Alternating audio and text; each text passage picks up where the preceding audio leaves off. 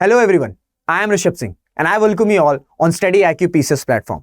हमारी सीरीज चल रही है जिसमें हम ल्यूसेंट को कवर कर रहे हैं, जो कि हम MCQ फॉर्मेट में कवर कर रहे हैं, जहां पे हम फैक्ट्स और कॉन्सेप्ट, जो भी कॉन्सेप्चुअल नॉलेज है उसको भी देख रहे हैं। तो यानी कि दोनों चीजें हम समझ रहे हैं, फैक्ट्स और कॉन्सेप्ट। इस सीरीज में ये हमारी तीसरी वीडियो है। उम्मीद करता हूं कि आपने पहले दो वीडियो जरूर देखे होंगे क्योंकि उसमें मैंने काफी सारी चीजें समझाई हैं। तो वीडियो को स्टार्ट करते हैं पहले क्वेश्चन के साथ। पहला क्वेश्चन क्या है?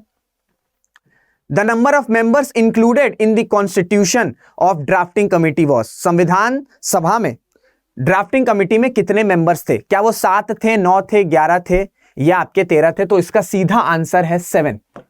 अब देखिए ये क्वेश्चन मैंने क्यों रखा है। क्या होता है, बहुत सारे स्टेट पीसेस में क्या होता है कि लोग क्या करके जाते हैं, ड्राफ्टिंग कमेटी के बारे में पढ़ते हैं and they only know about this drafting committee is there chairman सबको पता है कि ड्राफ्टिंग कमेटी के चेयरमैन थे डॉक्टर BR अम्बेडकर साहब। पर ड्राफ्टिंग कमेटी के और 7 मेंबर्स और मेंबर्स कौन से थे? क्योंकि कभी कभी क्या होता है ना स्टेट पीसेस में, मैं स्पेसिफिकली स्टेट पीसेस में, क्योंकि यूपीएससी में इतने डायरेक्ट क्वेश्चंस नहीं आएंगे, तो स्टेट पीसेस में क्या होता है कि rather than asking about the chairman of drafting committee, वो क्या करते हैं, वो मेंबर्स के नाम पूछ लेते हैं और मैच द फॉलोइंग टाइप में क्वेश्चन आ जाएगा, या फिर ऐसा कुछ आ जाएगा कि इसमें से कौन से मेंबर नहीं थे ड्राफ्टिंग कमेटी के। इस वजह से ये मैंने क्वेश्चन रखा है कि पहले तो आप ये जान लो कि ड्राफ्टिंग कमेटी में 7 मेंबर थे, टोटल 7 मेंबर्स थे, और उन 7 मेंबर्स के एक बार आप नाम देख लो। ये मैंने नाम रखे हुए हैं, आप चाहो तो स्क्रीनशॉट ले सकते हो या तो वीडियो को पॉज करके आप इसको लिख सकते हो, पर इसे नोट जरूर कर लें क्योंकि ये ऐसे क्वेश्चंस जो है ना वो पूछ सकते हैं। क्योंकि चेयरमैन कौन है ड्राफ्टिंग कमेटी के, ये कई बार पूछा गया है और ये शायद ना पूछा जाए। तो अगर ड्राफ्टिंग कमेटी से कुछ पूछेंगे तो ये हो सकता है कि उनके अलावा, यानी कि डॉक्टर BR अम्बेडकर साहब के अलावा और कितने मेंबर्स थे, तो उनके अलावा 6 मेंबर्स और थे। ये उनके नाम है: अलादी कृष्ण स्वामी अय्यर, N गोपाला स्वामी, KM मुंशी साहब, मोहम्मद सादुल्ला, BR मित्तर और आपका DP खैतान। ये 7 मेंबर्स आपके ड्राफ्टिंग कमेटी में थे। मैंने आपको टाइम दे दिया है कि आप इसे या तो स्क्रीनशॉट ले लीजिए या तो इसको नोट डाउन कर लीजिए, क्योंकि इस तरह के क्वेश्चंस ना कई बार पूछे जाते हैं और ये बहुत ज्यादा स्पेसिफिक क्वेश्चंस हैं, इसमें कोई लॉजिक नहीं है। अगर कोई ऐसा क्वेश्चन आएगा कि ड्राफ्टिंग कमेटी में कितने मेंबर्स थे, वो मेंबर्स के अगर नंबर आपको ध्यान में नहीं है तो फिर या तो आप वो क्वेश्चन को स्किप करोगे या तो फिर आप गलत मार्क कर दोगे, और गलत मार्क आप नहीं अफोर्ड कर सकते हो क्योंकि बहुत सारे स्टेट पीसीएस में नेगेटिव मार्किंग भी होना स्टार्ट हो गई है। तो इस वजह से कितने मेंबर थे? 7 मेंबर थे, और कौन कौन से थे उनको मैंने लिस्ट पूरी दिखा दी है, तो ये ध्यान में रखिएगा। नेक्स्ट क्वेश्चन की तरफ चलते हैं। Who proposed the preamble before the drafting committee of the Constitution? संविधान की मसौदा समिति के समक्ष प्रस्तावना का प्रस्ताव निम्न में से किसने पेश किया था? यानी कि प्रियम्बल को किसने प्रेजेंट किया था पहली बार? तो इसका आंसर है नेहरू जी। पंडित नेहरू जी ने, जवाहरलाल नेहरू जी ने सबसे पहली बार प्रियम्बल का प्रपोजल जो है वो प्रेजेंट किया था। अब इसकी थोड़ी सी हिस्ट्री समझ लीजिए, प्रियम्बल की थोड़ी सी हिस्ट्री समझ लीजिए। हालांकि मैंने इसके सेकंड वीडियो में पूरी मैंने ऑब्जेक्टिव रेजोल्यूशन क्या है, प्रियम्बल क्या, वो सारी चीजें बताई, पर एक बार फिर से मैं बताना चाहूंगा क्योंकि कुछ लोग ऐसे होते हैं जो डायरेक्टली थर्ड वीडियो में आते हैं, तो कोई कनेक्ट मिस नहीं होना चाहिए। तो देखिए, पहले हम बात करेंगे ऑब्जेक्टिव रेजोल्यूशन की। तो सबसे पहले क्या हुआ था, सबसे पहले जब कॉन्स्टिट्यूएंट असेंबली फॉर्म हुई, जब कॉन्स्टिट्यूएंट असेंबली बन गई और जितने भी हमारे कॉन्स्टिट्यूशन मेकर्स थे वो जब प्रेजेंट हुए, तो सबसे पहला सवाल यह बना कि जो हम संविधान बनाने वाले हैं उसका उद्देश्य क्या है, उसकी फिलॉसफी क्या रहेगी, उसका बेस क्या रहेगा, उसकी नींव क्या रहेगी। तो उस उद्देश्य को बताने के लिए, उस ऑब्जेक्टिव्स को बताने के लिए एक ऑब्जेक्टिव रेजोल्यूशन पेश किया गया। किसके द्वारा? पंडित नेहरू जी के द्वारा। कौन सी तारीख थी वो तारीख थी आपकी 13 दिसंबर 1946। 13 दिसंबर 1946 के दिन कॉन्स्टिट्यूएंट असेंबली में प्रेजेंट किया गया था जवाहरलाल नेहरू जी के द्वारा ऑब्जेक्टिव रेजोल्यूशन। ऑब्जेक्टिव रेजोल्यूशन, जैसे आप नाम से समझ रहे हैं कि ऑब्जेक्टिव, ये ऑब्जेक्टिव रेजोल्यूशन ये बता रहा था कि उद्देश्य क्या है। उद्देश्य क्या है? जो नया संविधान बनने वाला है वो किसके लिए बनने वाला है? सभी के लिए, सभी भारतीयों के लिए। कैसे, जिनके भी प्रॉब्लम्स हैं, कैसे कंसर्न, कैसे हर कंसर्न को एड्रेस किया जाएगा, ये सारी चीजें इस ऑब्जेक्टिव रेजोल्यूशंस में बताई गई थी पंडित नेहरू जी के द्वारा। और जैसे ही ये ऑब्जेक्टिव रेजोल्यूशन प्रेजेंट हुआ था, जितने भी मेंबर्स बैठे हुए थे कॉन्स्टिट्यूएंट असेंबली में, सबने एक मत होके ऑब्जेक्टिव रेजोल्यूशन को पास कर दिया था। और इसके बाद ऑब्जेक्टिव रेजोल्यूशंस का ही दूसरा फॉर्म आपका बना था प्रियम्बल। ऑब्जेक्टिव रेजोल्यूशंस का ही जो सेकंड फॉर्म बना था वो था प्रियम्बल, यानी कि ऑब्जेक्टिव रेजोल्यूशन को ही बना के बाद में प्रियम्बल बता दिया गया था। प्रियम्बल क्या है? अगर किसी को हमारा संविधान पढ़ना है, हमारा संविधान दुनिया का सबसे बड़ा संविधान है, हर एक चीज के बारे में लिखा गया है, हर एक, क्योंकि देखिए इंडिया क्या है, India is a heterogeneous society, India is not a homogeneous society, USA is a homogeneous society but India is a heterogeneous society. Heterogeneous society यानी कि डिफरेंट डिफरेंट लोग, different different communities, different different tribes, तो हर लोगों के लिए संविधान में जितने भी प्रॉब्लम है उनके एड्रेस कंसर्न किए गए हैं संविधान में। इस वजह से ये सबसे बड़ा संविधान है, यानी कि जो हमारा संविधान है, जो भारत का संविधान है, वो सबसे बड़ा संविधान है। पर अगर कोई बाहरी आया है, कोई फॉरेनर आया है, सपोज करिए कोई पॉलिटिकल थिंकर्स, बहुत सारे वर्ड्स होते हैं ना, आपने सुने होंगे पॉलिटिकल थिंकर्स, किसी पॉलिटिकल थिंकर को अगर भारत के संविधान को समझना है तो क्या वो पूरा संविधान पढ़ेगा? शायद ना पढ़ना चाहे, क्योंकि बहुत बड़ा, एक बहुत बड़ी डॉक्यूमेंट है। तो अगर उसको जानना है, उसको संक्षेप में जानना है कि एक्चुअली में जो भारत का संविधान है वो क्या कहता है, तो वो क्या रिफर करेगा? वो रिफर करेगा प्रियम्बल। दैट्स व्हाई प्रियम्बल को समरी ऑफ इंडियन कॉन्स्टिट्यूशन भी कहा जाता है। समरी का मतलब क्या होता है? समरी का मतलब क्या होता है? समरी का मतलब यह होता है कि कोई बहुत बड़ी कहानी, कोई बहुत बड़ा डॉक्यूमेंट, उसको छोटे फॉर्म में, प्रिसाइज फॉर्म में प्रेजेंट करना, ताकि जो इंपॉर्टेंट चीजें हैं वो कोई भी पढ़ रहा हो, समरी, अगर कोई व्यक्ति समरी पढ़ रहा हो तो उसको समझ में आ जाए। क्या होता है, बहुत सारे नॉवेल्स होते हैं, बहुत फेमस नॉवेल्स होते हैं जो बहुत मोटे होते हैं, तो लोग उन नॉवेल्स को नहीं पढ़ना चाहते हैं क्योंकि बहुत मोटी होती है, तो वो क्या रिफर करते हैं? वो समरी को रिफर करते हैं। तो समरी पढ़ने के बाद उनको एक आइडिया लग जाता है कि अच्छा हाँ, ये नॉवल इस बारे में था, या इस नॉवल का जो जॉनर है वो ये जॉनर था। इसी तरीके से प्रियम्बल फॉर्म किया गया कि एक समरी की तरह, कि किसी को समझना है हमारे भारत के संविधान को, तो वो प्रियम्बल को रिफर करेगा। प्रियम्बल में सारी चीजें दी गई कि वी, ठीक है, हमसे संविधान को पावर कहां से मिलती है? हमसे, भारतीयों से, लोगों से मिलती है। सारी चीजें दी गई हैं। क्या ऑब्जेक्टिव है, क्या उद्देश्य है, क्या फिलॉसफी है हमारे संविधान की, ये सारी चीजें प्रियम्बल में प्रेजेंट है। तो पहली बार प्रियम्बल कौन प्रेजेंट किया था, इसका प्रपोजल कौन दिया था? वो थे आपके पंडित जवाहरलाल नेहरू जी, पंडित नेहरू जी, और इन्होंने ऑब्जेक्टिव रेजोल्यूशन दिया था। तो ऑब्जेक्टिव रेजोल्यूशन ही फर्दर एक स्टेप है आपका प्रियम्बल का। क्लियर हो गया? नेक्स्ट क्वेश्चन की तरफ चलते हैं। Who was the president of the Constituent Assembly of Independent India? यानी कि जब कॉन्स्टिट्यूएंट असेंबली बनी तो उस वक्त प्रेसिडेंट कौन थे? इसका आंसर है डॉक्टर राजेंद्र प्रसाद। ये मैंने कल भी मार्क कराया था। ये बहुत स्ट्रेट अवे क्वेश्चन है, इसमें कुछ बहुत ज्यादा लॉजिक नहीं है, कोई स्टोरी नहीं बताएंगे इसमें, सीधे ये क्वेश्चंस क्या होते हैं। देखिए ये जो सीरीज चल रही है पॉलिटी की, हम जो ल्यूसेंट कवर कर रहे हैं, इसमें ना सिर्फ ऐसा नहीं है कि सिर्फ और सिर्फ कॉन्सेप्चुअल ही क्वेश्चंस रखे हैं मैंने, ऐसा नहीं है, और ऐसा भी नहीं है कि सिर्फ फैक्ट्स ही फैक्ट्स रखे हुए हैं, क्योंकि बहुत सारे ऐसे स्टूडेंट्स होते हैं, ऐसे एस्पिरेंट्स होते हैं, ऐसे लोग होते हैं जो दोनों तैयारी करते हैं। भैया यूपीएससी भी तैयारी कर रहे हैं और साथ ही साथ डिफरेंट अपने स्टेट की भी तैयारी कर रहे हैं। और यूपीएससी स्टेट पीसीएस में डिफरेंस सिर्फ यही होता है, तैयारी का मॉडल सेम है, आपको वही सारी चीजें पढ़नी है। भाई बेस तो बेस होता है ना, बेस तो बेस होता है, बेस तो आपको वही पढ़ना है, सिर्फ कहीं ना कहीं डिफरेंस आ जाएगा। क्या होता है कि जब हाईवे पे आप चलते हो तो हाईवे पे आप 100 की स्पीड से गाड़ी चलाते हो, पर क्या वही स्पीड आप कोई ऐसे सक्रिय सड़क पे नहीं चला सकते हो ना, पर ड्राइविंग तो आप वही कर रहे हो। चाहे हाईवे पे गाड़ी चलाओ या चाहे किसी कंजेस्टेड रोड पे गाड़ी चलाओ, गाड़ी तो चला रहे हो, ड्राइविंग तो वही है ना। Driving is basic, speed is different. Same goes for UPSC and state PSC preparation. आपकी जो बेस है, बेस आपकी वही बेसिक बुक्स हैं, उसके बाद आपको यह डिफरेंशिएट करना है कि कहां पे फैक्ट्स थोड़े ज्यादा पूछते हैं, तो मुझे फैक्ट्स भी इंडक्ट कर लेना है, पर मुझे मेंस भी देना है। हर स्टेट पीएससी का मेंस भी होता है, मुझे मेंस भी देना है, सो मैं कॉन्सेप्चुअल क्लैरिटी भी देखूंगा। तो इसी वजह से ये जो सीरीज है ये एक मिक्स है of facts and conceptual knowledge. Clear हो गया? तो इसका जो आंसर है कि कॉन्स्टिट्यूएंट असेंबली के प्रेसिडेंट कौन थे, इसका आंसर है डॉक्टर राजेंद्र प्रसाद। कभी कराव आपसे ये पूछ सकता है, क्योंकि ये बहुत रिपीटेड क्वेश्चन है, ये पूछ सकता है कि वाइस प्रेसिडेंट कौन थे, वाइस प्रेसिडेंट कौन थे कॉन्स्टिट्यूएंट असेंबली के, तो इसका आंसर है एच.सी. मुखर्जी साहब। एच.सी. मुखर्जी साहब, एच.सी. मुखर्जी साहब, इसको नोट डाउन कर लीजिएगा, इसको ध्यान में रखिएगा, क्योंकि कभी कभी क्या होता है, जो प्रेसिडेंट वाले क्वेश्चन है ये बहुत ज्यादा पूछे गए हैं, तो इस वजह से क्या होता है कि आपका वाइस प्रेसिडेंट पूछ लेते हैं। समझ में आ गया? नेक्स्ट क्वेश्चन की तरफ चलते हैं। Deferment of adult franchise for 15 years was advocated in constituent assembly bye.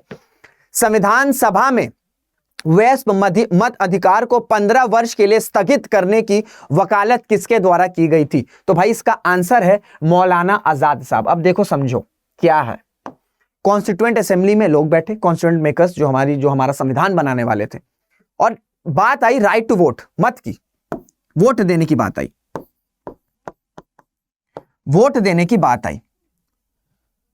तो अगर हम हमारे कॉन्स्टिट्यूशन मेकर की अगर हम थिंकिंग या विजन को समझें तो इस प्रावधान से आप समझेंगे कि जब बात आई कि वोट किसको देना चाहिए, किसको हम ये पावर दें कि ये व्यक्ति या ये इंसान वोट कर सकता है या ये इंसान वोट नहीं कर सकता है, मोस्टली सब लोग नहीं बोला, कॉन्स्टिट्यूएंट मेकर्स में जितने लोग भी थे मोस्टली सबने बोला कि भाई एक मत सबको वोट देने का अधिकार दे दो। कोई कास्ट बैरियर नहीं, कोई रेस बैरियर नहीं, कोई जेंडर बैरियर नहीं, कोई रिलीजन बैरियर नहीं, nothing. If you are the citizen of India then you have the right to vote. और यही डिफर करता है अगर हम वेस्टर्न जो so called developed western countries बात करते हैं ना।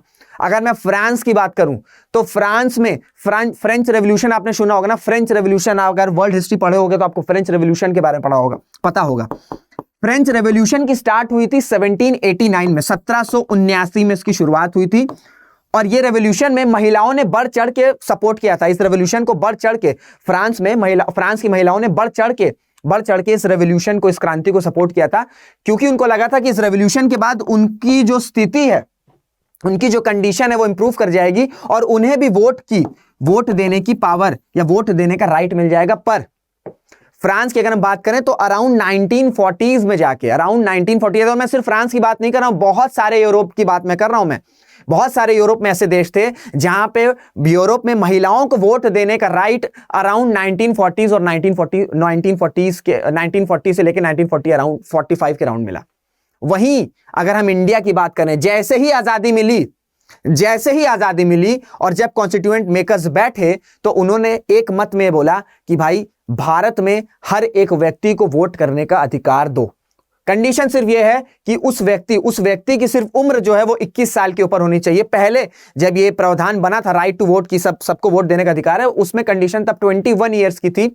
बाद में अमेंड करके उसे 18 ईयर्स कर दिया। पहले वो 21 ईयर्स थी, बाद में उसमें रिप्रेजेंटेशन बढ़ाने के लिए, वोटिंग पावर बढ़ाने के लिए उसको 18 ईयर्स अब कर दिया।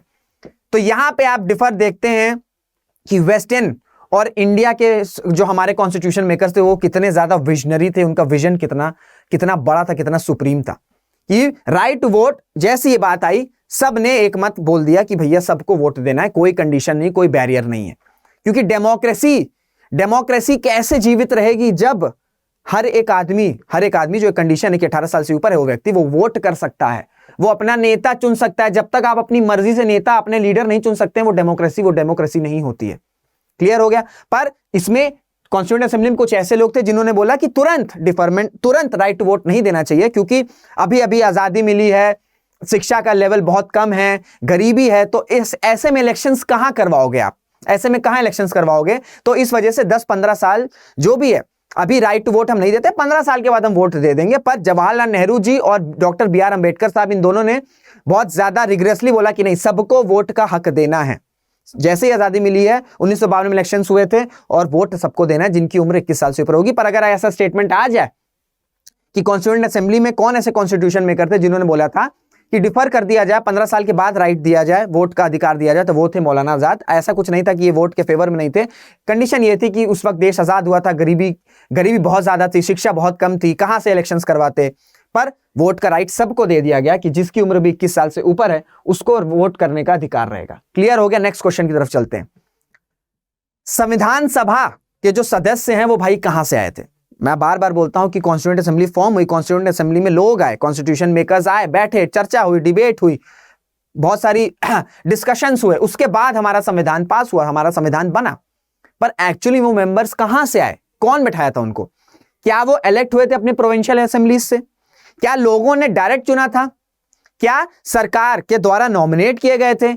या क्या सिर्फ प्रिंसली स्टेट थे ना उस वक्त, क्या सिर्फ प्रिंसली स्टेट के लोग ही वहां पे रिप्रेजेंट कर रहे थे? तो इसका आंसर है कि प्रोविंशियल असेंबली से लोग इलेक्ट होके कॉन्स्टिट्यूएंट असेंबली में बैठे थे। आप कहेंगे ये प्रोविंशियल असेंबली कहां से आ गई भाई? गवर्नमेंट ऑफ इंडिया 1935 के बारे में आपको बताया था। उसके ठीक 3 साल बाद 1938 में क्या हुआ था, 1938 में प्रोविंशियल इलेक्शंस हुए थे। प्रोविंशियल यानी कि राज्यों में इलेक्शंस हुए थे, प्रोविंशियल इलेक्शंस हुए थे। क्योंकि गवर्नमेंट ऑफ इंडिया एक्ट 1935 मैंने आपको बताया था कि डायरकी हटा दिया था और प्रोविंशियल ऑटोनॉमी दे दिया था, तो इसके बाद प्रोविंशियल इलेक्शंस हुए थे। प्रोविंशियल इलेक्शंस हुए थे यानी कि राज्यों में इलेक्शंस हुए थे। और ये जो प्रोविंशियल इलेक्शंस हुए थे, इसके बाद प्रोविंशियल गवर्नमेंट्स फॉर्म हुई थी, प्रोविंशियल गवर्नमेंट फॉर्म हुई थी। तो इस गवर्नमेंट में जो लोग थे, यहां से लोग इलेक्ट होके आपके भैया कॉन्स्टिट्यूएंट असेंबली यानी कि संविधान सभा में बैठे थे, और यहां पे फिर कॉन्स्टिट्यूएंट मेकर्स ने हमारा शानदार सा कॉन्स्टिट्यूशन या जो संविधान है उसको फ्रेम किया था। तो समझ में आ गए। अगर ये स्टेटमेंट पूछेगा लक्ष्मीकांत, अगर आप पढ़े होगे, जब आप शुरुआत के कुछ चैप्टर्स पढ़ते हो तो उसमें दिया रहता है क्रिटिसिज्म ऑफ इंडियन कॉन्स्टिट्यूशन, उसमें यह दिया रहता है कि जो कॉन्स्टिट्यूशन मेकर्स हैं वो लोगों के द्वारा नहीं चुने गए थे। तो उस वक्त ऐसी कंडीशन नहीं थी। अगर हम 1946 की बात करें तो वो कंडीशन नहीं थी, पार्टीशन हो रहा था, कम्युनल राइट्स चल रहे थे, उसमें इलेक्शंस नहीं कराया जा सकता था। पर अगर हम ये बोलें कि बिल्कुल भी लोगों का कंट्रीब्यूशन नहीं था, तो वो भी थोड़ा सा एक्सट्रीम हो जाएगा, क्योंकि ये जो प्रोविंशियल इलेक्शंस हुए थे इसमें लोगों ने वोट दिया था। हालांकि गवर्नमेंट ऑफ इंडिया एक्ट में दिया था कि सिर्फ 10% लोग ही, जो भारत की पॉपुलेशन उसका सिर्फ 10% लोग ही वोट कर सकते हैं, सिर्फ 10% ही लोग वोट कर सकते हैं। हालांकि बहुत छोटा सा नंबर है, पर तब भी कुछ इन्वॉल्वमेंट थी, बहुत ज्यादा लेवल पे नहीं थी जैसे आज की डेट में इलेक्शंस होते हैं। जैसे आज भारत में इलेक्शंस एक त्योहार की तरह सेलिब्रेट किए जाते हैं, ठीक है। लोग बैठ के डिस्कशन करने लगते हैं कि ये आएंगे या वो बनेंगे प्रधानमंत्री या ये चीफ मिनिस्टर बनेंगे ना, ऐसी बातें होने लगती हैं। भाई वो दौर नहीं था, वो दौर अलग था। पर अगर हम बात करें तो कहीं छोटे से लेवल पे लोगों का इन्वॉल्वमेंट था, क्योंकि प्रोविंशियल इलेक्शंस हुए थे। प्रोविंशियल इलेक्शन में 10% की जो पॉपुलेशन ने वोट किया था। इस प्रोविंशियल इलेक्शन के बाद प्रोविंशियल गवर्नमेंट बनी थी और यहां से इलेक्ट होकर लोग गए थे कॉन्स्टिट्यूएंट असेंबली में। समझ में आ गया क्यों हुआ था, कैसे, इसका मैंने पूरा बैकग्राउंड बता दिया कि भाई ये प्रोविंशियल असेंबलीज कहां से आई, क्यों हुआ, गवर्नमेंट ऑफ इंडिया एक्ट का क्या कनेक्शन था, सारी चीजें मैंने बता दी। उम्मीद करता हूं आपको क्लियर हो गया होगा। नेक्स्ट क्वेश्चन की तरफ चलते हैं। आसान सा क्वेश्चन है, during which of the following periods did the constituent assembly deliberate upon and finalise the constitution of India, यानी कि किस दिन से शुरुआत हुई कॉन्स्टिट्यूएंट असेंबली में संविधान बनाने की, किस दिन से शुरुआत हुई और किस दिन वो खत्म हुआ। तो इसका सीधा आंसर है दिसंबर 1946 से लेके नवंबर 1949 तक। कल मैंने आपको एक क्वेश्चन कराया था कि पहला दिन कौन सा था कॉन्स्टिट्यूएंट असेंबली का, पहला सेशन जब हुआ था वो कौन सा दिन था, वो तारीख थी 9 दिसंबर। वो तारीख थी 9 दिसंबर 1946। और कंप्लीट कब हो गया था हमारा कॉन्स्टिट्यूशन, दैट इज ऑन 26 नवंबर 1949। तो करीब 3 साल लग गए संविधान बनाने में। क्यों? क्योंकि India is a heterogeneous society. हर एक व्यक्ति जब आजादी मिले और वो जब संविधान को पढ़े तो हर एक व्यक्ति को ये लगे कि हाँ, इस संविधान में भाई मेरी बातें हैं, जो मेरे इश्यूज हैं उन्हें एड्रेस किया गया है, मेरी समस्याओं की बात उसमें प्रेजेंट है, अपना सा लगना चाहिए वो संविधान। इस वजह से कॉन्स्टिट्यूएंट असेंबली 3 साल लगा कॉन्स्टिट्यूशन मेकर्स को ये इतना बड़ा हमारा संविधान बनाने में। क्योंकि मैंने आपसे बताया था कि यहां पे मेजॉरिटी डिसीजन नहीं लिया जाता था, 5-4 या 5-3 ऐसे नहीं होता था।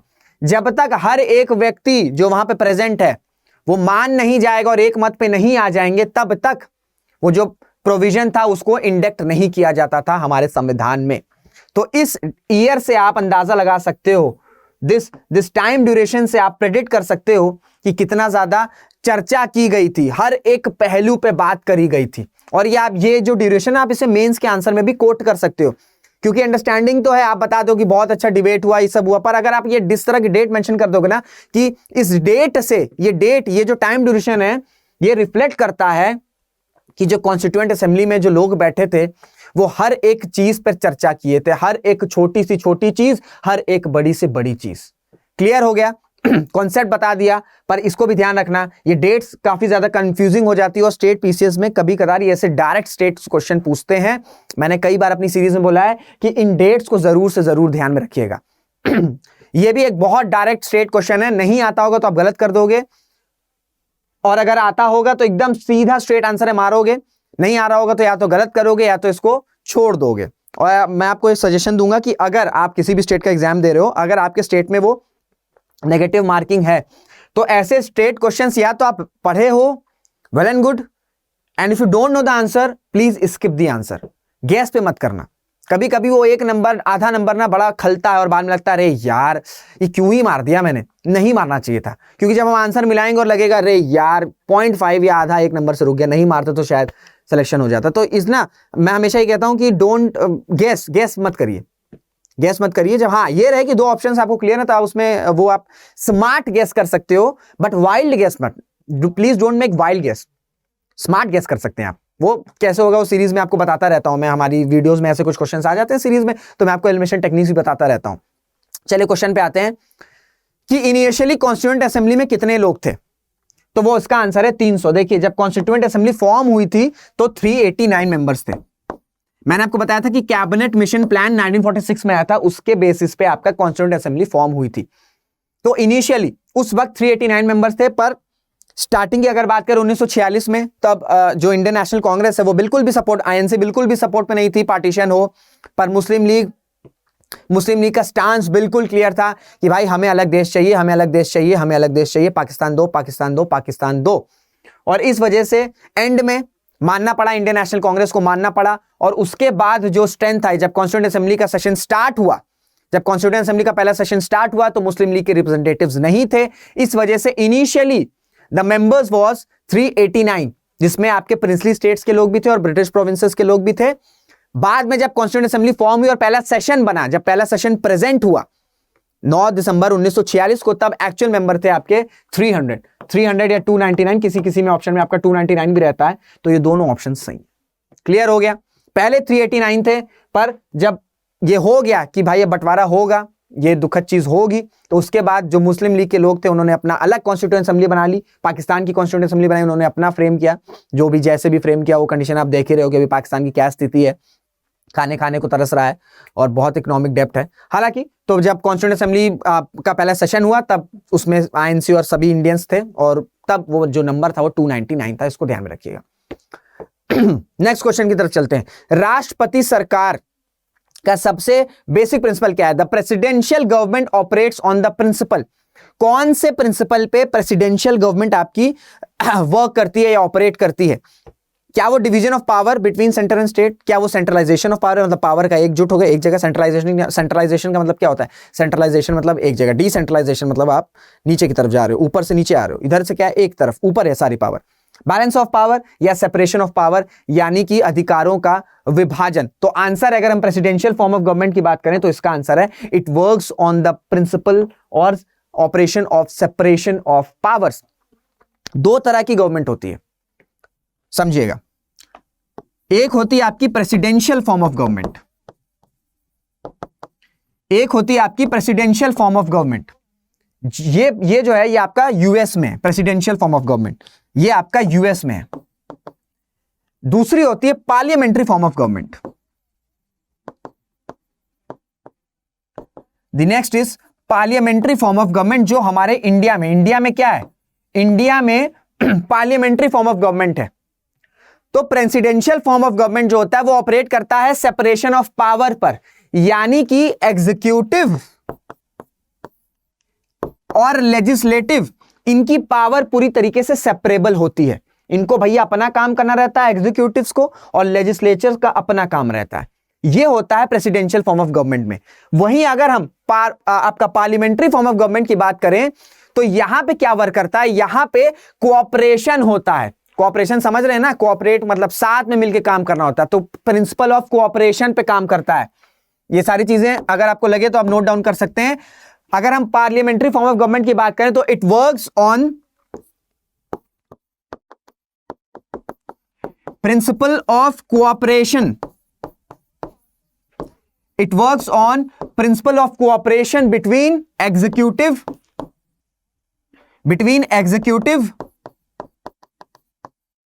And legislative. क्योंकि प्रेसिडेंशियल फॉर्म ऑफ गवर्नमेंट में क्या है कि पावर प्रेसिडेंट के हाथ में रहती है, और जब कॉन्स्टिट्यूएंट असेंबली बनी थी और जब कॉन्स्टिट्यूशन मेकर्स बैठे थे तो यही डिसाइड हुआ कि हम पार्लियामेंट्री फॉर्म ऑफ गवर्नमेंट पे जाएंगे, हम पार्लियामेंट्री फॉर्म ऑफ गवर्नमेंट को चूज करेंगे। क्योंकि ब्रिटिश रूल में क्या था, ब्रिटिश रूल में पावर एक जगह थी, इसलिए सिंगल हैंड में पावर इतनी बड़ी कंट्री के लिए, इतनी वो भी इतनी हेट्रोजीनियस सोसाइटी के लिए, it will not be a good option. So that's why जितने भी हमारे कॉन्स्टिट्यूशन मेकर्स थे उन्होंने पार्लियामेंट्री फॉर्म ऑफ गवर्नमेंट को चूज किया। अगर आपसे क्वेश्चन पूछेगा या आपके दिमाग में अभी तक ये नहीं आया है कि भारत में पार्लियामेंट्री फॉर्म ऑफ गवर्नमेंट ही क्यों चुना, तो आपके जरूर आप कहीं ना कहीं तैयारी में कुछ लैक कर रहे हैं, क्योंकि ये चीज आपके दिमाग में आनी चाहिए, जरूर से आनी चाहिए कि क्यों पार्लियामेंट्री फॉर्म ऑफ गवर्नमेंट को लिया गया, why not presidential form of government. इसका सीधा आंसर है कि सिंगल हैंड में पावर नहीं देना चाहते थे। पार्लियामेंट्री फॉर्म ऑफ गवर्नमेंट में क्या होता है, पार्लियामेंट्री फॉर्म ऑफ गवर्नमेंट में क्या होता है कि रिप्रेजेंटेशन होता है सभी लोगों का, क्योंकि एक ग्रुप ऑफ इंडिविजुअल की में काम करते हैं। समझ में आया? एग्जीक्यूटिव और लेजिस्लेटिव जो होते हैं, एग्जीक्यूटिव और लेजिस्लेटिव जो होते हैं वो कोऑपरेशन की तरह काम करते हैं, ठीक है, प्रिंसिपल ऑफ कोऑपरेशन। अब देखिए कई बार ये क्वेश्चन बनता है, मेन से पूछ लेगा सीधे कि क्या मेरिट्स हैं और क्या डीमेरिट्स हैं पार्लियामेंट्री फॉर्म ऑफ गवर्नमेंट के। देखो मेरिट्स आपको समझाना पड़ेगा, पहले मेरिट्स देखो, मेरिट्स क्या है, मेरिट्स मतलब उसका अच्छाई क्या क्या है। अगर हम पहली बात करें, सबसे पहले तो एक रिस्पॉन्सिबल गवर्नमेंट फॉर्म होती है, एक रिस्पॉन्सिबल गवर्नमेंट फॉर्म होती है। रिस्पॉन्सिबल गवर्नमेंट कैसे फॉर्म होगी, रिस्पॉन्सिबल गवर्नमेंट कैसे फॉर्म होगी, बताइए रिस्पॉन्सिबल गवर्नमेंट कैसे फॉर्म होगी। रिस्पॉन्सिबल गवर्नमेंट वैसे फॉर्म होगी क्योंकि अगर हम लेजिस्लेचर की बात करें,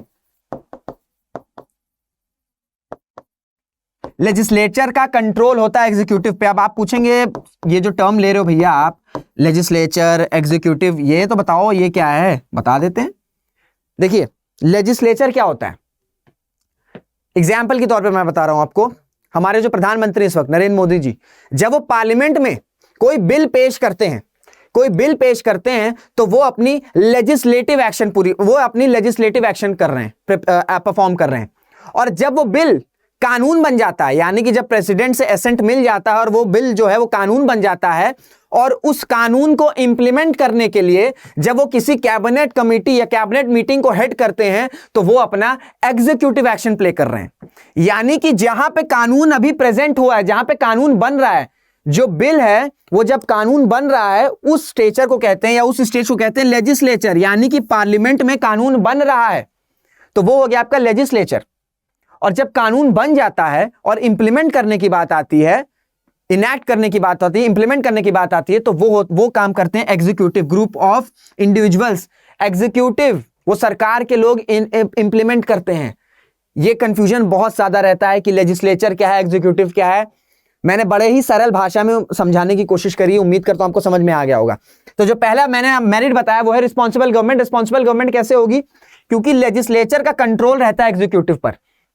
प्रेसिडेंशियल फॉर्म ऑफ गवर्नमेंट में क्या रहता है कि जो एग्जीक्यूटिव हैं वो आंसरेबल नहीं होते हैं लेजिस्लेचर पर लेजिस्लेचर के साथ। पर अगर हम पार्लियामेंट्री फॉर्म ऑफ गवर्नमेंट की बात करें तो लेजिस्लेचर जो एग्जीक्यूटिव्स होते हैं वो आंसरेबल होते हैं, कंट्रोल होता है लेजिस्लेचर का। इस वजह से इनके पास जो पावर है उस पावर को मिसयूज नहीं कर सकते हैं। दैट्स व्हाई एक रिस्पॉन्सिबल गवर्नमेंट फॉर्म होती है।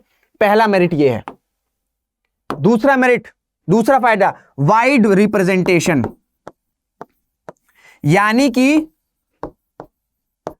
हर एक व्यक्ति का रिप्रेजेंटेशन करने के लिए कोई ना कोई प्रेजेंट होता है सरकार में, एग्जीक्यूटिव में। क्योंकि पावर जो है ना भाई वो एग्जीक्यूटिव के पास है। एग्जीक्यूटिव जो है वो कानून को इंप्लीमेंट कर रहा है। तो एग्जीक्यूटिव क्या है, एग्जीक्यूटिव ग्रुप ऑफ इंडिविजुअल्स हैं जो डिफरेंट कॉन्स्टिट्यूएंसीज से बिलोंग करते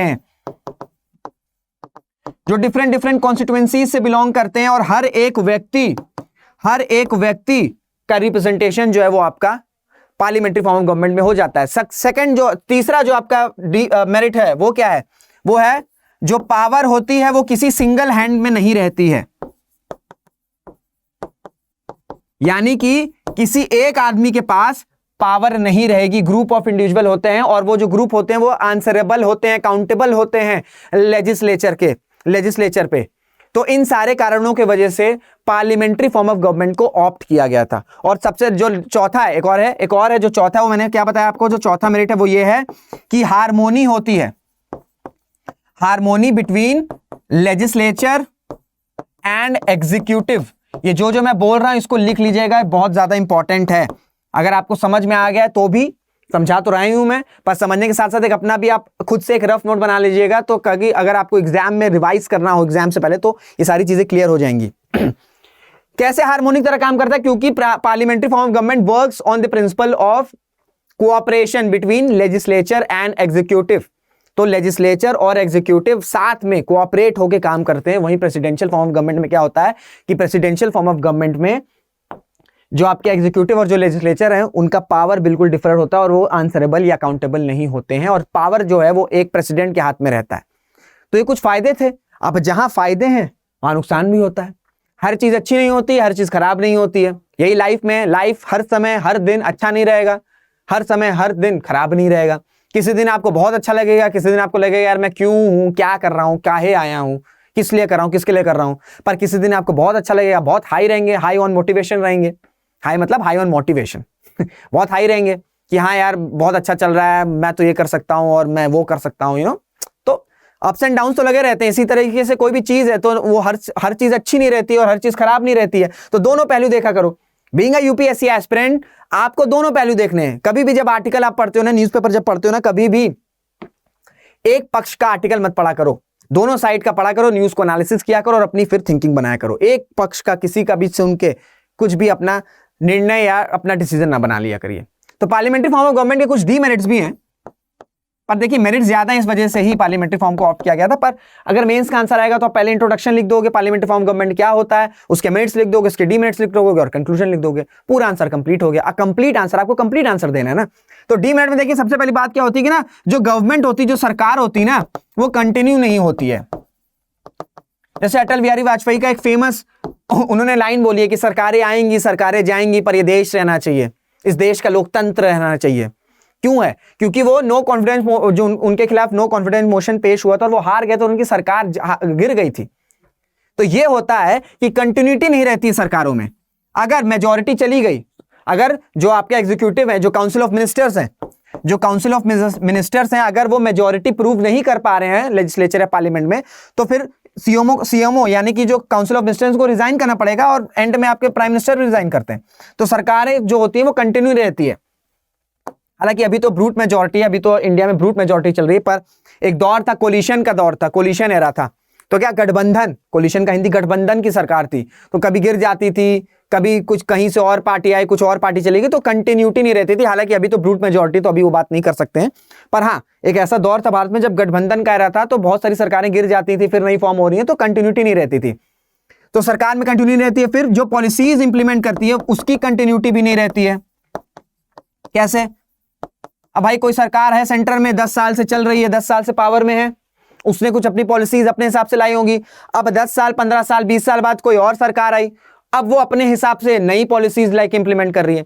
तो इस पॉलिसी से जो अच्छा हो रहा होगा, शायद बुरा भी हो रहा होगा, पर अच्छा भी शायद हो रहा होगा, तो इस अच्छे को खत्म करके कोई नई पॉलिसी आएगी, फिर नई पॉलिसी को फिर रीच कराओ, फिर वो सारी चीजें कराओ, तो कंटिन्यूटी नहीं रहती है पॉलिसीज की। आप हर दिन हर बार आपने अगर कोई 15-20 साल कुछ स्टार्ट कर दिया है, फिर आप अगर किसी चीज को फिर स्टार्ट करोगे, फिर उतना ही टाइम लगेगा, तो कंटिन्यूटी नहीं रहती है।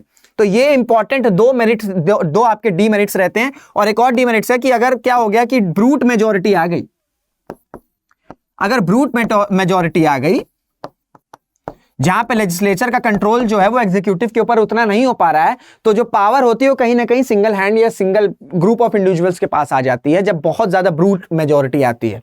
तो ये कुछ डीमेरिट्स भी हैं, मेरिट्स भी बता दिए, डीमेरिट्स भी बता दिए, क्यों ऑप्ट किया गया ये भी बता दिया। पूरा कंप्लीट इस क्वेश्चन से पूरा मैंने आपको प्रेसिडेंशियल फॉर्म ऑफ गवर्नमेंट क्या होता है, पार्लियामेंट्री फॉर्म ऑफ गवर्नमेंट क्या होता है, क्यों भारत में चुना गया, क्या उसके फायदे हैं, क्या उसके नुकसान है, सब बता दिया। उम्मीद करता हूं अब आपको प्रेसिडेंशियल फॉर्म ऑफ गवर्नमेंट और पार्लियामेंट्री फॉर्म ऑफ गवर्नमेंट में कंफ्यूजन नहीं होगी, क्योंकि ये बड़ा ही ऐसा क्वेश्चन होता है ना जिसमें आदमी को चीजें समझ नहीं आती। और मैंने आपको लेजिस्लेचर क्या होता है, एग्जीक्यूटिव क्या होता है, ये भी बता दिया, क्योंकि बड़े ही कंफ्यूजिंग टर्म है। लोग पढ़ तो लेते हैं पर ये बेसिक चीजें नहीं, उनको समझ नहीं आती है। और कभी कभार इंटरव्यू में आपसे पूछ लिया, सपोज करिए पूछ लिया और आपको नहीं पता है, तो ऐसा रहेगा कि आपने इतनी तैयारी करी, मेंस क्वालिफाई कर लिया और आपको इतनी बेसिक सी चीजें नहीं पता। तो बेसिक को हमेशा स्ट्रांग रखो अपने।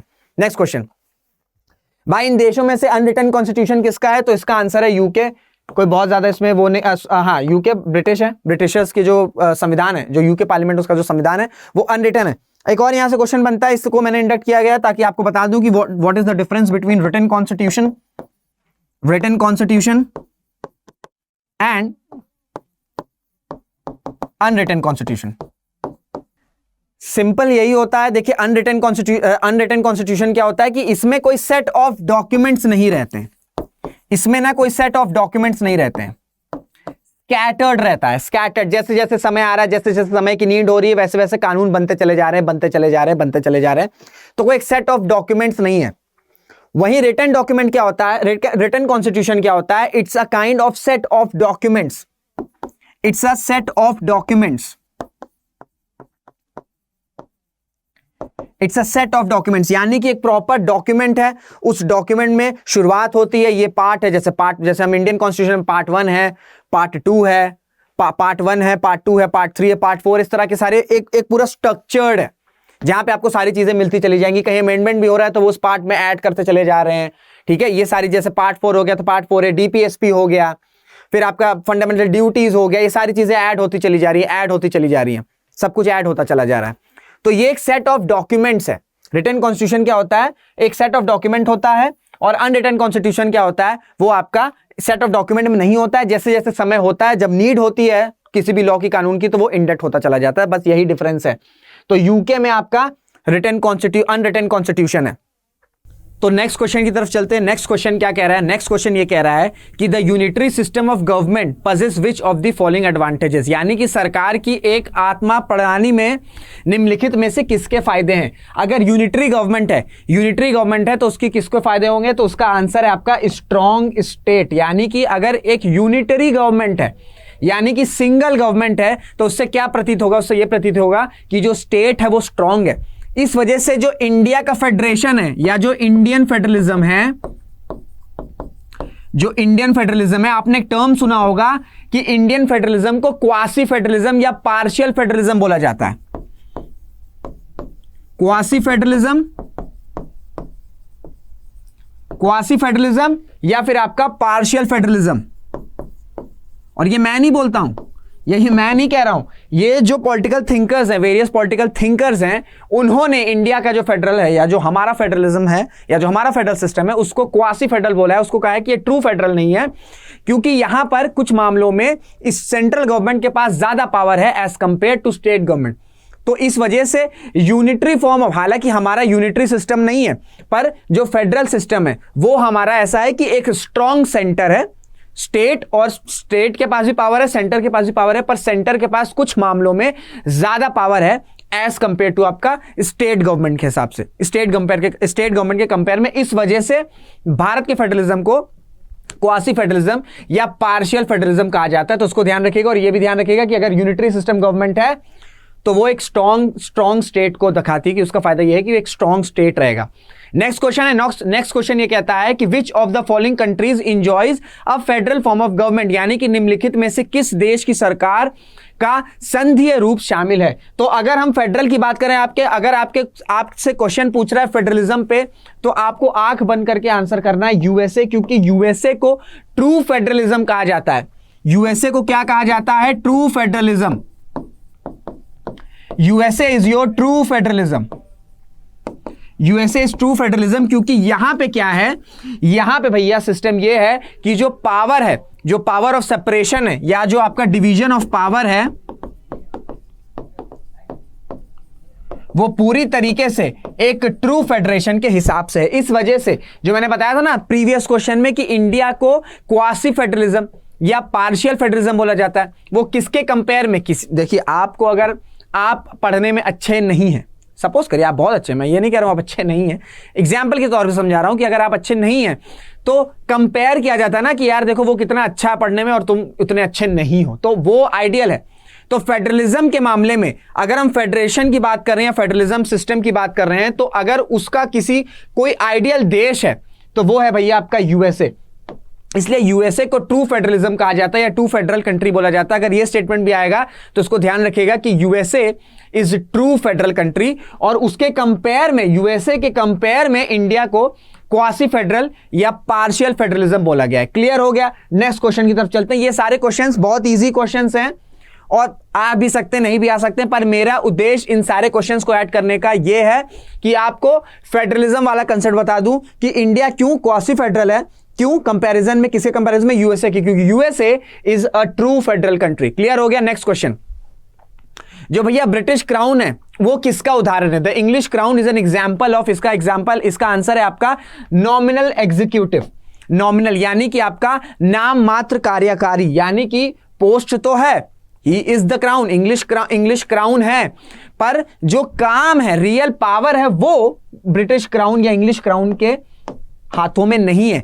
इसी के कंपेयर में जो इंडियन प्रेसिडेंट है, जो भारत में प्रेसिडेंट की पोस्ट है, उसको भी यही बोला जाता है कि जो इंडियन प्रेसिडेंट है या जो प्रेसिडेंट की पोस्ट है भारत में, it's an replica of English crown, यानी कि जैसा इंग्लिश क्राउन है एक नॉमिनल एग्जीक्यूटिव है, यानी कि नाम मात्र कार्यकारी है, उसी तरीके से भारत का प्रेसिडेंट भी है, क्योंकि भारत के प्रेसिडेंट के पास रियल पावर नहीं है। ठीक है, रियल पावर नहीं है। रियल पावर किसके हाथों में है? रियल पावर या रियल एग्जीक्यूटिव कौन है?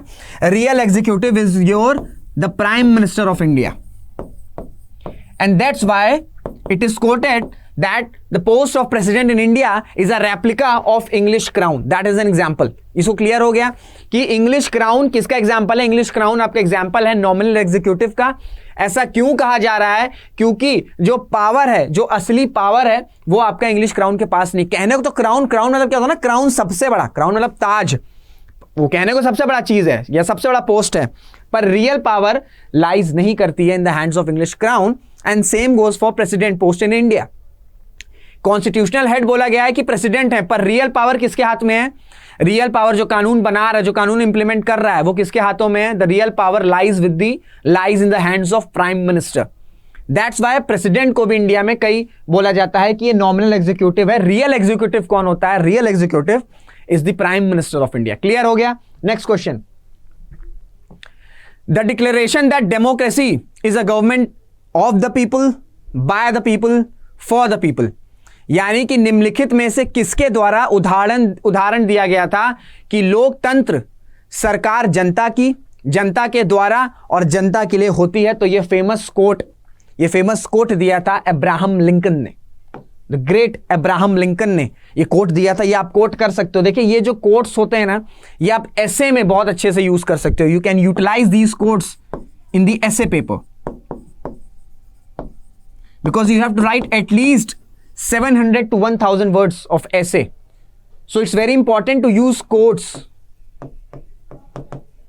अगर आप quotes यूज करेंगे डिफरेंट पर्सनैलिटीज की, तो आपके ऐसे को बहुत ज्यादा एनहांस करता है। तो ये जो कोट है कि जो डेमोक्रेसी है वो गवर्नमेंट ऑफ, वो जो डेमोक्रेसी है वो of the people, by the people और फॉर द पीपल है, वो क्या है? अब्राहम लिंकन ने।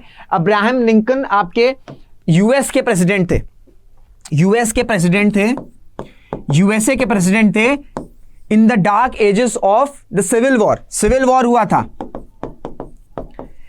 वॉर हुआ था यूएसए में। यूनाइटेड स्टेट्स ऑफ अमेरिका, जो अभी आपको दिखता है ना कि यूनाइटेड स्टेट्स ऑफ अमेरिका, अगर उसके आप पहले की चीजें देखेंगे कि अमेरिकन रेवोल्यूशन जब आप पढ़ोगे, अमेरिकन रेवोल्यूशन, अमेरिका भी कॉलोनी था ब्रिटिश की, ब्रिटिश एम्पायर की कॉलोनी था। हालांकि जो रियल अमेरिकन थे उनको तो पहले हटा दिया गया था। जो एक आप पिक्चर देखोगे नेटिव अमेरिकन जो थे उनको तो 13वीं या 14वीं सेंचुरी में ही अमेरिका से हटा दिया गया था। यूरोप के लोग ही जाके अमेरिका में सेटल्ड हुए थे। बाद में उन्होंने ही रिवोल्ट कर दिया था यूरोप के अगेंस्ट, या स्पेसिफिकली आपका ब्रिटिश के अगेंस्ट। तो जब आपका यूएसए रेवोल्यूशन हुआ, यूएसए के रेवोल्यूशन के बाद वहां पे सिविल वॉर चला था अराउंड आपका 1860 से लेके 1865 तक। तो ये जो 5 साल का दौर था सिविल वॉर का, इसमें जो प्रेसिडेंट थे यूएसए के, ये वर्ल्ड हिस्ट्री का पार्ट है। देखिए, हर चीज ऐसा नहीं है कि सिर्फ मैं पॉलिटी बता के कोड बता के निकल जाऊं, नहीं, इसका कोई मतलब नहीं है। तो आप सर्च कर सकते हो। कुछ स्टोरी बताऊंगा अब्राहम लिंकन की, तो आपको world history is a very interesting subject, क्योंकि बड़ी फेमस पर्सनैलिटीज है उसमें, और जब उन पर्सनैलिटीज को आप पढ़ोगे ना तो आप इंस्पायर हो सकते हो। तो ऐसी कुछ पर्सनैलिटी अब्राहम लिंकन भी थे, क्योंकि इन्होंने स्लेवरी को बैन करवाने में बड़ा इंपॉर्टेंट रोल प्ले किया था in United states of America. तो ये जो 5 साल जो सिविल वॉर चला था, इस सिविल वॉर में क्या हुआ था, इस सिविल वॉर से देखिए हर चीज ना वर्ल्ड हिस्ट्री, मैं थोड़ा सा वर्ल्ड हिस्ट्री के बारे में बता दूंगा कि वर्ल्ड हिस्ट्री जो होती है ना बड़ी क्रोनोलॉजी में, आप समझिए कैसे कि जब 1860 से लेके 1865 तक सिविल वॉर हो रहा था यूएसए में, तो बहुत ज्यादा वेपनरी वहां पे डिमांड थी कि वेपन चाहिए, क्योंकि सिविल वॉर क्या होता है, गृह युद्ध होता है, नॉर्थ और साउथ के बीच में गृह युद्ध चल रहा था। साउथ वाले चाह रहे थे कि हमें अलग होना है यूनियन से, और अब्राहम लिंकन और नॉर्थ के जो लोग थे वो नहीं चाहते थे कि अलग हो, यूएसए बरकरार रहे, it will be a United, it should be a United country. तो जब सिविल वॉर हुआ तो बड़ी डिमांडें उठी कि भैया गन चाहिए, वेपन्स चाहिए, मिलिटराइजेशन चाहिए। तो इस वजह से बड़ी बड़ी इंडस्ट्रीज सेटअप हुई यूएसए में, और उन्होंने बहुत सारे वेपन्स बनाए, और एट लास्ट 1865 में सिविल वॉर खत्म हो गया। अब इसका रिपरकशन ये हुआ कि जब first world war, 2 world Wars हुए ना, एक आपका फर्स्ट वर्ल्ड वॉर वो हुआ था आपका 1914 से लेकर 1918 तक, एंड देन आपका इसके ठीक 20 साल बाद हुआ था आपका सेकंड वर्ल्ड वॉर, यानी कि 1939 से लेके 1945 तक। दोनों वॉर की अगर हम बात करें, दोनों विश्व युद्ध की बात करें, तो उसको एंड किसने किया था, या एक ऐसा इंपॉर्टेंट रोल किसने प्ले किया था टू एंड दीज वॉर्स, उसमें इंपॉर्टेंट रोल था यूएसए का। तो यूएसए के पास जब ये सिविल वॉर शुरू हुआ तो इतने ज्यादा एडवांस वेपन्स आ गए थे कि फर्स्ट वर्ल्ड वॉर में भी, फर्स्ट वर्ल्ड वॉर की जब शुरुआत हुई थी तो यूएसए उसका पार्टिसिपेंट नहीं था। वो 1917 में जाके उसमें इन्वॉल्व हुआ था, और उसमें जैसे इन्वॉल्व हुआ 1 साल के बाद वर्ल्ड वॉर खत्म हो गया। सेम गोज फॉर आपका सेकेंड वर्ल्ड वॉर। जब पर्ल हार्बर का इंसिडेंट हुआ उसके बाद यूएसए जो है वो उतरा था, और उसके बाद एटॉमिक बॉम्बिंग हुई थी and Japan surrenders and it ends the second world war. तो सिविल वॉर जो हुआ, सिविल वॉर में प्रेसिडेंट थे अब्राहम लिंकन के दौरान पे जब सिविल वॉर हुआ, सिविल वॉर में अमेरिका में बहुत सारे वेपन्स आए। जब ये वेपन्स बहुत सारे एडवांस हो गए, बाद में वही वेपन्स जो है world war first, world war 2 में यूज किया, फर्स्ट वर्ल्ड वॉर और सेकंड वर्ल्ड वॉर में यूएसए ने यूज किया, और यूएसए एक सुपर पावर की तरह राइज कर गया। तो इसकी शुरुआत अगर कोई बोलेगा कि यूएसए की सुपर पावर बनने की शुरुआत कहीं ना कहीं यूएसए के सिविल वॉर में जो सिविल वॉर स्टार्ट हुआ था या जो एंड हुआ था उसके बाद से ही स्टार्ट हो गया था। तो ये थोड़ा सा मैंने आपको वर्ल्ड हिस्ट्री का लेक्चर दिया, थोड़ा सा समझा दिया, क्योंकि it's a very interesting subject. You should know all these personalities, Abraham Lincoln, ये जितने भी इंपॉर्टेंट रोल हैं, बिस्मार्क, अब वर्ल्ड हिस्ट्री पढ़ोगे जर्मनी में Bismarck, role of Bismarck during the first world war. फिर आपका जर्मनी की बात करेंगे तो हिटलर हैं, मुसोलिनी है आपके इटली के, तो बड़े इंपॉर्टेंट होते हैं। विंस्टन चर्चिल हैं यूके के। वर्ल्ड हिस्ट्री का कभी पार्ट रहेगा तो बहुत अच्छे से समझाएंगे। हालांकि बैक टू आते हैं पॉलिटी में, क्वेश्चन को डिस्कस करते हैं। What is Gandhi's definition of Ram Raj, यानी कि राम राज्य जो गांधी जी चाहते थे वो क्या था उनके हिसाब से, गांधी जी के हिसाब से राम राज्य क्या होना चाहिए था भारत में? वो ये था कि sovereignty of the people based on pure moral authority, यानी कि शुद्ध नैतिक अधिकार पर आधारित लोगों की संप्रभुता, यानी कि एक ऐसा देश, आजादी के बाद भारत एक ऐसा देश बने जहां पे हर एक व्यक्ति बराबर है, चाहे वो अमीर हो चाहे वो गरीब हो, आपस में वार्तालाप है, कोई बड़ा है तो वो कोई छोटे की बात सुन रहा है, कुछ समस्याएं तो सॉल्व हो रही है। तो एक मॉरल अथॉरिटी के हिसाब से वो चाहते थे राम राज्य बनना है। उन्होंने एक बुक लिखी थी young India, the young India में उन्होंने कोट किया था कि मैं राम राज्य के हिसाब से नहीं कह रहा हूं कि India should be a Hindu state, मैं ये कह रहा हूं कि एक ऐसा देश हो, भारत एक ऐसा देश हो जहां पे बराबरी हो, इक्वालिटी हो, भाईचारा हो, अमीर हो गरीब हो सब बराबर हो, सबकी बातें सुनी जाए, सबको इज्जत दी जाए, सबको रेस्पेक्ट किया जाए। तो ये था राम राज्य आपका गांधी जी का। एक अभी स्ट्रेट फॉरवर्ड क्वेश्चन पूछ लेता है स्टेट पीस में, तो मैंने इसको इंडेक्ट कर लिया था। स्टेटमेंट एंड असर्शन, स्टेटमेंट 1 और स्टेटमेंट 2 है, दोनों में बताना है क्या दोनों सही है तो क्या दोनों एग्जैक्ट है, देखते हैं क्या है। स्टेटमेंट 1 कह रहा है आपका the constitution of India is a liberal constitution, यानी कि पहला कथन ये कह रहा है कि भारत का संविधान एक उदार संविधान है। दूसरा ये है कि it provides fundamental rights to individuals. Liberal क्या होता है, लिबरल कॉन्स्टिट्यूशन का मतलब क्या होता है, लिबरल मतलब क्या होता है? लिबरल मींस जो मॉडर्न समस्याएं हैं, जो मॉडर्न इश्यूज हैं, उसको इंडक्ट किया जाए।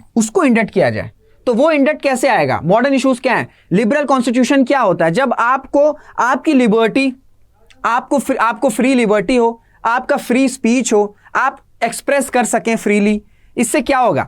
आपकी एक पर्सनैलिटी डेवलपमेंट होगी, एक आपकी पर्सनैलिटी निखर के आएगी। जब आप कुछ, अगर आपको ज्ञान है, knowledge that's why knowledge is very very important, क्योंकि जब आप कहीं, अगर आपके पास ज्ञान है और आप जब कहीं कुछ बोलेंगे तो लोग सुनेंगे, because you have the facts, you have the knowledge.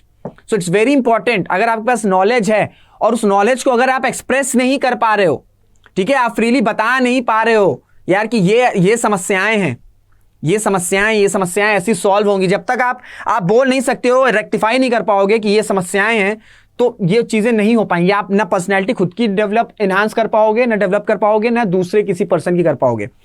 तो वो कैसे होता है? वो भैया फंडामेंटल राइट से, मौलिक अधिकार, राइट टू इक्वालिटी, सब बराबर हैं, सब सामान्य हैं, राइट टू लिबर्टी, आप अपने आपकी फ्री स्पीच है, आप एक्सप्रेस कर सकते हैं, आप ट्रैवल कर सकते हैं।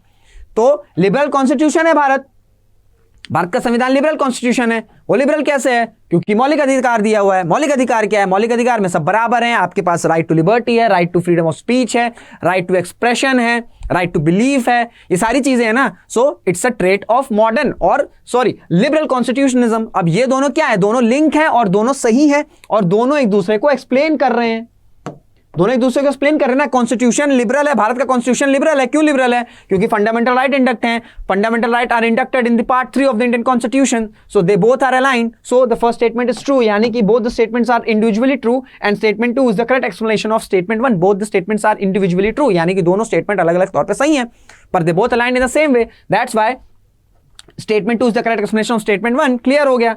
समझ में आ गया लिबरल कॉन्स्टिट्यूशन क्या है और कैसे है? क्यों लिबरल कॉन्स्टिट्यूशन है? क्योंकि फंडामेंटल राइट्स इंडक्ट किए गए। At which of its session did the Congress officially accept the socialist pattern of society? यानी कि कांग्रेस ने अपने किस अधिवेश में सोशलिस्ट पैटर्न को, सोशलिस्ट सोसाइटी बनेगी, उसको एक्सेप्ट किया था? तो इसका आंसर है अवाधी सेशन ऑफ 1955। ये बड़ा डायरेक्ट क्वेश्चन है भैया, इसको तो याद रख लो कि सोशलिस्ट पैटर्न, भारत एक सोशलिस्ट पैटर्न ऑफ सोसाइटी की तरफ जाएगा। वो किस सेशन में डिसाइड हुआ था? That session was Awadhi session, that is in 1955. अब now the question rises, what is socialism? Socialism क्या है? मैं सोशलिज्म बहुत ज्यादा डीप में नहीं जाऊंगा, ऑब्वियसली बात है, वर्ल्ड हिस्ट्री का टॉपिक है, पर मैं आपको यह बताता हूं कि सोशलिज्म मतलब ये होता है कि हर एक व्यक्ति बराबर है, ठीक है, हर एक व्यक्ति बराबर है, जो रिसोर्सेज हैं वो सबको बराबर के तौर पे दी जाएंगी। ये होता है हार्डकोर, ये होता है आपका प्योर आपका सोशलिज्म। जो हार्डकोर सोशलिज्म होता है that turns into communism. Communism is a branch of extreme socialism, ठीक है, एक्सट्रीम सोशलिज्म की power lies in the hands of one single person.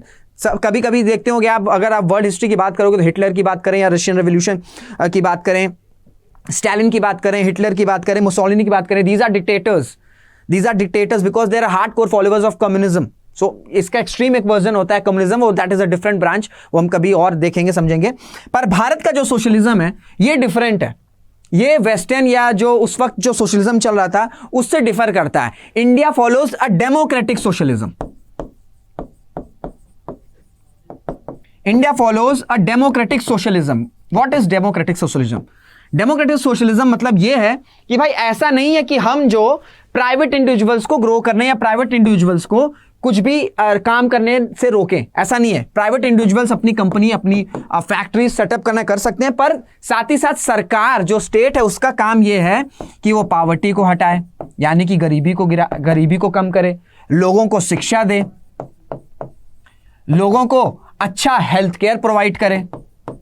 तो जो बेसिक नीड की जो बेसिक नीड है वो उसकी जरूरत है। बेसिक नीड क्या होता है? आपकी गरीबी, शिक्षा, हेल्थ केयर, ये सारी चीजें क्या है? बेसिक चीजें। तो ये जो बेसिक चीजें हैं वो सरकार के द्वारा की जाएंगी, पर साथ ही साथ ऐसा नहीं है कि हम प्राइवेट इंडिविजुअल्स को अपनी फैक्ट्री, अपनी बिजनेसेस करने से रोकेंगे। So we go for the mixed economy, जहां पे सरकार का भी रोल है और जो प्राइवेट इंडिविजुअल्स है अगर वो इतने कैपेबल हैं तो they can start their employment, और उससे क्या होगा? अगर वो अपने बिजनेस स्टार्ट करेंगे तो वहां से भी एम्प्लॉयमेंट जनरेट होगी। तो प्राइवेट सेक्टर का भी रोल बहुत ज्यादा इंपॉर्टेंट है, हर चीज सरकार पे डिपेंड नहीं हो सकती है। We go with the mixed economy, कि सरकार का भी इन्वॉल्वमेंट है, सरकार का भी इन्वॉल्वमेंट है और प्राइवेट सेक्टर का भी इन्वॉल्वमेंट है, क्योंकि इन्वेस्टमेंट आती है प्राइवेट सेक्टर से। तो जब तक आप प्राइवेट सेक्टर को ग्रो नहीं करने दोगे, क्योंकि अगर आप बात करोगे 1991 में एक इंसिडेंट हुआ था, अब ये आपका डिसइंटीग्रेट हो गया था, यूएसएसआर, सोवियत टूट के फिर अब रशिया जो बचा था। क्यों था? क्योंकि इकोनॉमी नहीं थ्रेल कर पा रहे थे। और अब वहीं अगर हम चाइना की बात करें तो चाइना एक कम्युनिस्ट कंट्री, पर अगर वो ट्रेड की बात करें, अगर वो ट्रेडिंग की बात करें तो चाइना एक कैपिटलिस्ट कंट्री है, क्योंकि वो ट्रेड के मामले में कैपिटलिस्ट है, पर एडमिनिस्ट्रेशन के मामले में वो एक कम्युनिस्ट कंट्री है। क्लियर हो गया कि इंडिया कौन सा ब्रांड फॉलो करता है? India follows a brand of socialism, that is democratic socialism, यानी कि सरकार बेसिक चीजों पे काम करेगी, शिक्षा पे गरीबी को कम करेगी, हेल्थ केयर पे, ये सारी चीजों पे, घर पर, हाउसेस पर, और साथ ही साथ प्राइवेट सेक्टर का भी पूरा का पूरा ये है कि प्राइवेट सेक्टर भी पूरी तरीके से थ्राइव कर सकता है। ये है आपका मिक्स्ड इकोनॉमी। क्लियर हो गया? या डेमोक्रेटिक सोशलिज्म, जिसे मिक्स्ड इकोनॉमी भी कहते हैं। ये आसान सा क्वेश्चन है। नेक्स्ट क्वेश्चन है, in India Indian in polity which one is supreme? सबसे ऊपर कौन है भैया? सीधी सी बात है, इसमें कुछ नहीं सोचना है, सबसे ऊपर संविधान है, सबसे ऊपर संविधान है। We abide by the constitution. तो सबसे ऊपर, सबसे सुप्रीम कौन सा है? संविधान है। इजी क्वेश्चन है, थोड़ा इजी क्वेश्चन भी डाल देना चाहिए, इजी आसानी पड़ जाती है। चौथे क्वेश्चन, लास्ट क्वेश्चन की तरफ चलते हैं। क्या कह रहा है? The constitution introduces a federal system. इन चारों स्टेटमेंट से बताना है कि कौन सा स्टेटमेंट सही है। तो देखो भाई, एक एक स्टेटमेंट पढ़ते हैं। The constitution introduce a federal system as the basic structure of government, यानी कि अगर संविधान की बात करें तो संघीय प्रणाली एक बेसिक स्ट्रक्चर है गवर्नमेंट का। ऑब्वियस सी बात है भाई, India is a federal country, India has 2 power stations, one is आपका central, one at the state level and the other at the central level. तो फेडरल स्ट्रक्चर तो भैया बेसिक स्ट्रक्चर बेसिक स्ट्रक्चर बनाता है आपका गवर्नमेंट का federal system.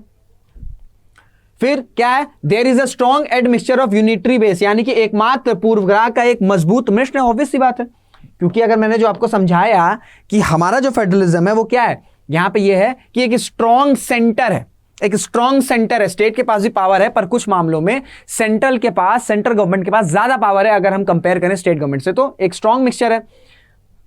Both the union and state legislature are sovereign नहीं है। सोवरेन यानी कि पूरी तरीके से आजाद है, पूरी तरीके से आजाद नहीं है। आप कहेंगे अरे आजाद क्यों नहीं भैया, हम तो इंडिपेंडेंट कंट्री है। सोवरेन नहीं है क्योंकि कॉन्स्टिट्यूशन के हिसाब से ही, चाहे वो राज्य सरकार हो चाहे वो केंद्र सरकार हो, वो अपने मन से कोई नियम नहीं ले आएगी। जो संविधान में लिखा है, संविधान को फॉलो करना है, संविधान में जो चीजें दी गई हैं, जो फिलॉसफी हमारे संविधान की, उसी के इर्द गिर्द कानून बनाने हैं। अगर ऐसा कोई कानून आया जो शायद जो हमारे संविधान का बेसिक स्ट्रक्चर है, अगर उसको इंपैक्ट कर रहा है, तो जुडिशरी के पास पावर है कि वो उस पर्टिकुलर बिल को नल एंड वॉइड कर सकती है using the power of judicial review. तो दैट्स वाई सुप्रीम कोर्ट या जुडिशरी को गार्जियन बोला गया है कॉन्स्टिट्यूशन या फंडामेंटल राइट्स। क्लियर हो गया? सो सोवरेन है। किस वे में सोवरेन नहीं है? क्योंकि संविधान में जो नियमें दी हैं, संविधान के अकॉर्डिंग ही नियम बनाना, इस वजह से सोवरेन नहीं है। तो इट्स अ पॉजिटिव स्टेटमेंट, ये कोई नेगेटिव स्टेटमेंट नहीं है। पर ये स्टेटमेंट गलत है, तो हम इसको गलत मानेंगे। लेजिस्लेटिव पावर है भैया, फाइनेंशियल पावर है, पर जुडिशियल पावर डिवाइडेड नहीं है यूनियन और मतलब केंद्र सरकार में, क्योंकि भारत में जो जुडिशरी है वो इंडिपेंडेंट जुडिशरी है। एग्जीक्यूटिव यानी कि ग्रुप ऑफ मिनिस्टर, एग्जीक्यूटिव समझाया मैंने क्या है, उनका कोई रोल नहीं है जुडिशरी में। ऐसा क्यों किया गया? क्योंकि जब तक जुडिशरी इंडिपेंडेंट नहीं रहेगी तब तक जो जजमेंट है वो कहीं ना कहीं प्रेशर्स में ना रहे। इस वजह से फ्रीडम दी गई है, एक इंडिपेंडेंट जुडिशरी दिया गया है। इसलिए पावर डिवाइड है। फाइनेंशियल पावर की बात करें, लेजिस्लेटिव पावर की बात करें, बिल्कुल सही है, पर judicial powers that is not shared between union and states, because with one simple logic that judiciary in India is independent. India follows an independent judiciary. So इस वजह से तीसरा और चौथा स्टेटमेंट गलत है। अगर तीसरा चौथा स्टेटमेंट गलत हो गया है तो ऑब्वियस सी बात है 1 और 2 होगा। देखिए अब इसमें क्या होता, सपोज करिए आपको नहीं पता है, पर आपको यह पता लॉजिक से यार कि हाँ संविधान से ऊपर तो नहीं है राज्य और केंद्र सरकार, और वहीं अगर हम जुडिशियल की बात करें तो जुडिशरी में तो नहीं है ऐसे आपका सेंट्रल और यूनियन का। तो ऑब्वियस सी बात है आप ये कह सकते हैं हाँ 3, 4 तो गलत है, तो 3 और ये 4 ये तो ऑब्वियसली गलत हो गया। अब 1, 2 बचा। अगर सपोज करिए आपको कुछ भी नहीं आ रहा है, मैं इस कंडीशन में हूं कि आपको बेसिक चीज भी नहीं पता, हालांकि ये बेसिक चीज है आपको पता होगा, पर मैं एग्जांपल दे रहा हूं कि एग्जाम में ऐसा हुआ कि ये दो कंडीशन है कि इन दो में कोई एक सही है, यानी कि 50% चांस आपका सही हो सकता है और 50% चांस है कि आपका गलत हो सकता है। तो ये आप स्मार्ट गेस कर सकते हो अगर आपको लग रहा है, अगर आप एग्जाम में बैठे हो, बीट यूपीएससी और एनी स्टेट पीसीएस एग्जामिनेशन, अगर आप एग्जाम में बैठे हो, आपने पहली आपने रीडिंग करी और आपके क्वेश्चंस उतने नहीं बन रहे हैं, आप कट ऑफ से थोड़े पीछे हो, then you can go for these smart guesses. तो ये स्मार्ट गेसेस क्या होते हैं कि भाई 50% सही भी हो सकता है, 50% गलत भी हो सकता है, क्योंकि आपने लॉजिक का इस्तेमाल करके 2 ऑप्शंस तो गलत हटा ही दिए। यहां पे आप स्मार्ट गेस खेल सकते हो, पर अब आपको कुछ भी आइडिया नहीं है, चारों ऑप्शन के बारे में नहीं बता दिया, आप अक्कड़ बिक्कड़ बुंगड़ कर रहे हो, तो गलत चीज है वो। क्योंकि 2 में चांसेस हैं कि एक सही हो सकता है, पर 4 में चांसेस हो कि एक सही हो जाए, वो थोड़ा सा मतलब इतने हो भी सकते हैं, बहुत बहुत आप लकी लोग होते हैं, पर कम होते हैं। लक के साथ, लक भी उन्हीं को फेवर करती है ना जो मेहनत करते हैं, भगवान भी उन्हीं की मदद करता है जो खुद की मदद करना चाहते हैं। तो आप खुद की मदद करिए, दो लॉजिक लगाइए, 2 ऑप्शन हटा दीजिए, बाकी आपका स्मार्ट गैस है, गो with the smart gas. 50% chances होते हैं कि आप सही होंगे। ये एक एलिमिनेशन टेक्निक है। आई थॉट कि ऐसे बड़े बड़े स्टेटमेंट्स जब आते हैं ना तो लोग डर जाते हैं, एग्जाम में डर जाते हैं, दे गॉट स्ट्रेस्ड आउट, तो वो गलत कर देते हैं। तो पैनिक नहीं होना है। ऐसे स्टेटमेंट्स अगर आपको आ रहे हैं वेल एंड गुड, और अगर नहीं भी आ रहे हैं तो कोई इशू नहीं है। तो देखिए, इसके साथ हमारी जो थर्ड सेट था, आज जो थर्ड वीडियो था पॉलिटी जो हम देख रहे हैं ल्यूसेंट के थ्रू एमसीक्यूज के फॉर्म में, वो कंप्लीट होता है। मैं उम्मीद करता हूं कि दोनों वीडियोस आपको पसंद आएंगे और ये वाला वीडियो भी आपको समझ में आया होगा। मैं कोशिश कर रहा हूं कि आपके सारे डाउट्स, सारे कॉन्सेप्ट्स, जो भी इंपॉर्टेंट कॉन्सेप्ट्स हैं, और साथ ही साथ जो बियॉन्ड नॉलेज है, जैसे मैंने आज के वीडियो में मैंने आपको थोड़ा सा वर्ल्ड हिस्ट्री का थोड़ा सा एक टेस्ट करा दिया। तो डिफरेंट नॉलेजेस भी आपको मिलती चली चाहिए, ताकि ये जब सीरीज कंप्लीट हो तो आपको पॉलिटी और दूसरे अलावा सब्जेक्ट्स की भी थोड़ी सी आइडिया लग जाए। क्योंकि जितने आपकी नॉलेज बढ़ेगी उतना यू विल गेन कॉन्फिडेंस, और जितना आपके अंदर कॉन्फिडेंस आएगा ना, you will be able to crack this examination, be it UPSC और be it any state PCS examination. So on that note I will like to end this video. Thank you, आपने सुनने के लिए बहुत बहुत धन्यवाद। आपसे मुलाकात करेंगे अगले वीडियो में, तब तक अपना ध्यान रखिएगा, मेहनत करते रहिएगा। जय हिंद, जय भारत।